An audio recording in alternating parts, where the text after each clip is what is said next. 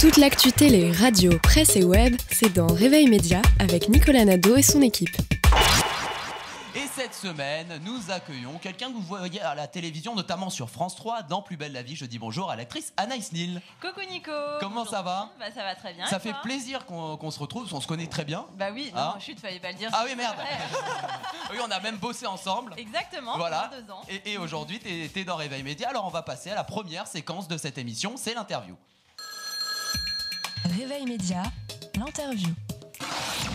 Et dans cette interview, on a une petite habitude. Anaïs, on reparcourt la biographie de notre invité. Est-ce que tu es d'accord? Eh ben écoute, oui. Allons-y. Allez, c'est parti. Toi, tu es comédienne, chanteuse, animatrice de télévision et également mannequin. Tu suis une formation théâtrale à l'école Cathy Amezo, c'est ça? Amaïso, c'est ça, exactement. J'ai envie de dire Amezo. C'est mon émission, je dis comme je veux. Amaïso. Tu débutes en 2003 où tu joues dans le téléfilm Avocat et Associé, puis dans Les Monos. On te retrouve également 4 ans plus tard dans le film Demander la permission aux enfants avec Sandrine Bonner et Pascal Légitimus. Oui, tu jouais la nounou, je crois, dans ce film-là. C'est ça, la babysitter. Je me rappelle, j'avais vu ce film. Exactement. Par la suite, tu vas rejoindre l'équipe de l'émission littéraire Voyage au bout de la nuit sur Direct 8, aujourd'hui D8. Tu as même été retenu avec 24 autres candidats pour participer à la Morandini Academy, concours qui vise à trouver les futurs animateurs de la chaîne. Tu seras par ailleurs chroniqueuse de l'émission Tous les goûts sont dans la culture aux côtés d'Olivia de Buren. Comme ça. C'est ça, de Buren, comme les colonnes. Voilà, côté web, tu participes à l'émission Promenade de l'info. Super. J'ai voulu le mettre dans ta biographie, j'ai voulu le mettre. Avec un super animateur qui s'appelle Nicolas. Ah ouais. Si ça te parle. Je le connais pas. Voilà. Mais un autre domaine te passionne, le théâtre. Tu rejoins la troupe de Pourquoi moi avec Vincent Lagaffe, une pièce d'Olivier Lejeune où tu joues le personnage de Natacha Poutine, une call girl russe. Voilà. Tu prolonges cette expérience en jouant dès 2011 dans la pièce d'Ali Vardar, Le clan des divorcés, où tu interprètes le rôle de Marie Bingbo. Bible. Ou encore dans Mon colocataire est une garce. Tu tentes aussi une aventure musicale en sortant ton premier single, Anaïs l'héritière, oui, où tu te moques de la jeunesse dorée d'aujourd'hui. Alors aujourd'hui, qu'est-ce que tu fais justement? Eh ben, on te retrouve dans la célèbre série Plus belle la vie sur France 3 où tu interprètes le personnage de Sophie Aubert, petite amie de Nathan, jouée par Thibaut Vanek, et dans la pièce Le clan des divorcés, tu y es actuellement. On va te retrouver également dans ton propre programme court, L'infiltré du vestiaire, à retrouver sur www.l'infiltréduvestiaire.com, et dans un projet de pièce, elle s'appelle Alibi Libido. Voilà, exactement. Bravo. On a une autre petite habitude, Anaïs, dans cette émission. On va écouter l'audio clin d'œil. C'est une petite audio clin d'œil. Et cet audio, c'est un extrait de l'émission Tous les goûts sont dans la culture sur l'ancienne chaîne Direct 8. Et ce jour-là, tu tires le portrait du célèbre chorégraphe Kamel Wally. Écoutez. Alors on en a dit beaucoup sur votre spectacle et maintenant on a envie d'en savoir un peu plus mais sur vous. Donc c'est pour ça qu'Anaïs est avec nous aujourd'hui, pour nous en apprendre un peu plus. Et je laisse la parole à Anaïs.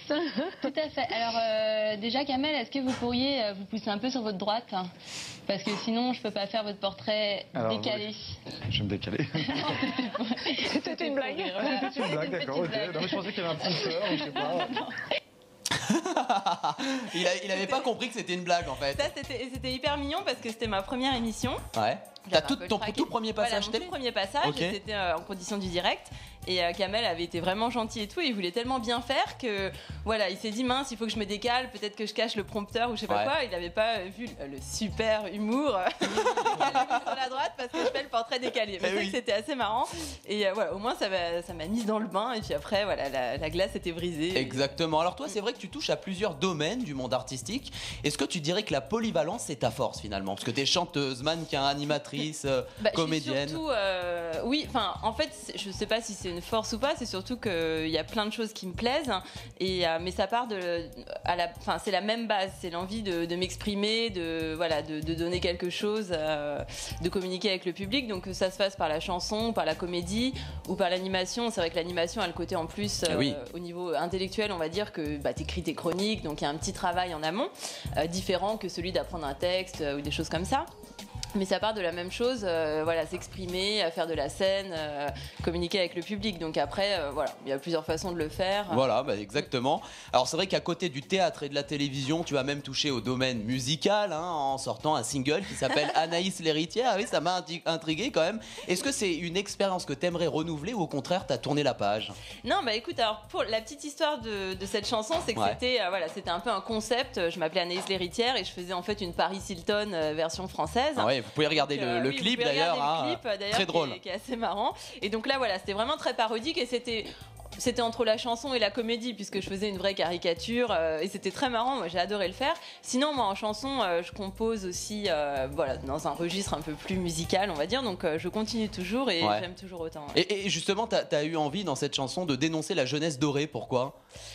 En fait c'était plus c'était dénoncé de façon sympa parce que moi je les critique pas du tout, je trouve que c'est assez sympa, mais voilà c'était une parodie, c'était voilà, on a toujours des parodies de rappeurs comme fait Michael Youn et tout, là c'était une parodie justement un peu de la jeunesse bling bling dorée insouciante. Bon, et on te retrouve dans la célèbre série Plus belle la vie sur France 3 où tu interprètes le personnage de Sophie Aubert. On va justement écouter un extrait de Plus belle la vie avec Anaïs Nin. Ludo est trop jaloux, il supporte pas l'idée qu'on travaille ensemble. Pardon? Nathan, je ne peux pas te donner ce poste de directeur. Et ben moi je trouve que tu joues très bien dans cette série. Là t'as sorti la scène dramatique. C'était pour ça. Tu vois, j'ai suivi Plus belle la vie. Hein. Alors justement, participer au tournage d'une des séries quand même les plus regardées de France, ça fait quoi? 5 millions de téléspectateurs chaque soir sur France 3 quand même. Quel score. Ça fait des sous. Ouais. Non mais c'est une expérience, à tout point de vue, qui était vraiment géniale. Bon déjà, comme tu dis, le côté, tu sais que tous les soirs il y a 5 millions de personnes, tu rentres dans le foyer de 5 millions de personnes. Ouais. C'est pas rien. Donc la première fois que il ça est bien passe, l'appart des gens ou pas?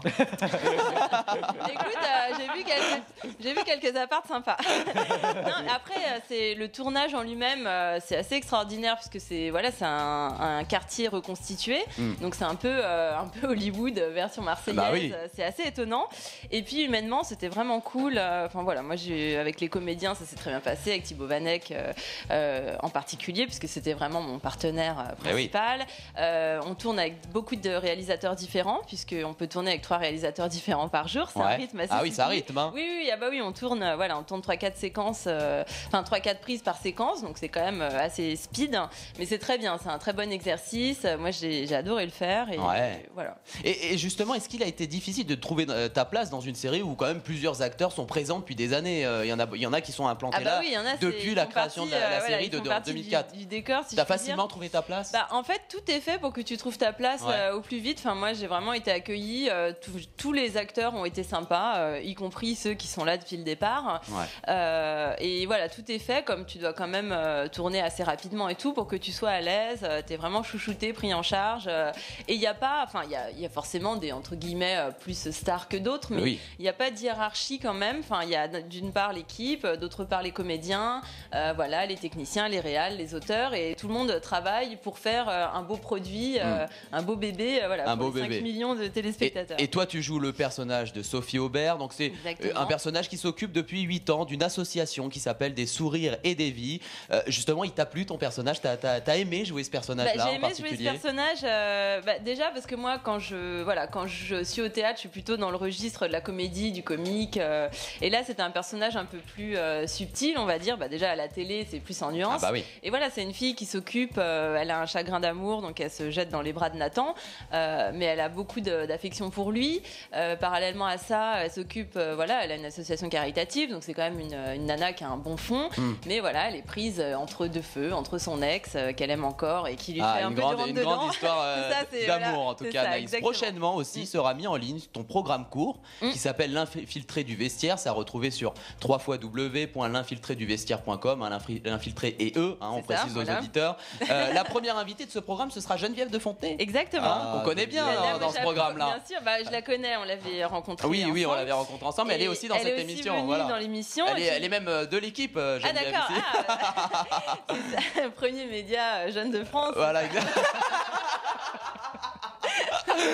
Alors déjà, pourquoi ce titre, L'infiltré du vestiaire? Pourquoi ce nom? Eh bien en fait parce que c'est un peu une parodie. Je fais le rôle d'une espionne, tu vois, c'est un peu une parodie des experts, voilà, mais pas trop experte en fait. Et moi je suis dans un grand restaurant et je travaille pour mon frère qui a lui aussi un restaurant. Et donc en tant que dame du vestiaire, je vais essayer d'espionner les plats de ce grand restaurant pour savoir ce qui fait venir les people. Et donc voilà, il y a des expériences, je vais analyser une serviette qui est tachée, alors qu'est-ce que c'est? Est-ce que c'est du vin? oui. c'est du sang. Je vais analyser la fourchette de Geneviève de Fontenay pour savoir voilà, son steak au poivre, pourquoi est-ce qu'elle va dîner dans ce restaurant et pas dans celui de mon frère. Donc voilà, c'est une sorte entre James Bond, OSS 117 et les experts, mais évidemment un peu version Pierre Richard aussi, parce que voilà, alors, les pieds dans le plat, c'est le cas de le dire. Exactement, c'est un programme qui va être sur le web. Pourquoi ce choix Est-ce que tu as proposé à des chaînes de télé justement pas pour l'instant en fait. Moi, le but pour l'instant, on a un petit sponsoring. Moi, le but c'est pour l'instant qu'ils vivent sur le net pour faire une clientèle et puis développer plusieurs épisodes. Et après, why not why not why not, je parle anglais. Allez, soyons fous. J'adore l'anglais. Pourquoi pas vous le savez. Pourquoi pas après sur une chaîne, s'il y a une chaîne qui fait un petit programme court de 3 minutes, avec grand plaisir, évidemment. Les prochains invités, en tout cas, seront Pierre-Yves Bournazel, porte-parole de Nathalie Kosciusko-Morizet. C'est ça. On verra aussi Vincent Lagaffe. Ou encore l'actrice Virginie Lemoine. C'est des épisodes qui ont déjà été tournés Non, pas encore. Non. Là, on a tourné celui avec Geneviève de Fontenay. Il y a aussi des invités fictifs. D'accord. Donc, mon prochain invité fictif, c'est François Ier, notre cher pape. D'accord. Et je vais analyser son manteau de pape et on va trouver des choses. Il a dit putain dans une messe, je sais pas si vous avez entendu. Moi, je vais trouver des choses sur son manteau pas très catholique. Donc ça, c'est à retrouver sur le www.l'infiltréduvestiaire.com, infiltré prochainement, à partir de quand? Là, ça va être en ligne fin mars. Eh ben, c'est formidable. Anaïs, tu restes en tout cas avec nous tout au long de l'émission pour participer à nos rubriques. Radio VL. Radio VL.